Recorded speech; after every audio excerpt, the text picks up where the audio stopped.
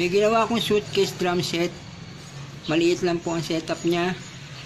Yung ano po, malita po is maliit na Samsonite. Yan po. Tapos nilagyan ko ng 13 drum head. Generate po yung pedal. Yan po. Tapos yung snare ko po ay Mapex 10 by 5.5. Tapos meron akong DIY na stick rod. Gawa po sa barbecue stick.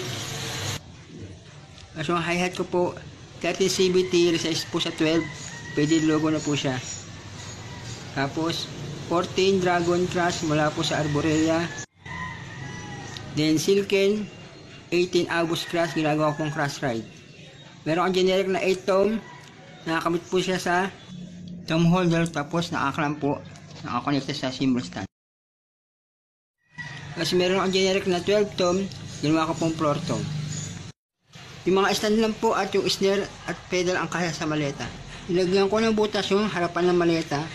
Yan po itatapat ang microphone. Kasi po yung sound check niya.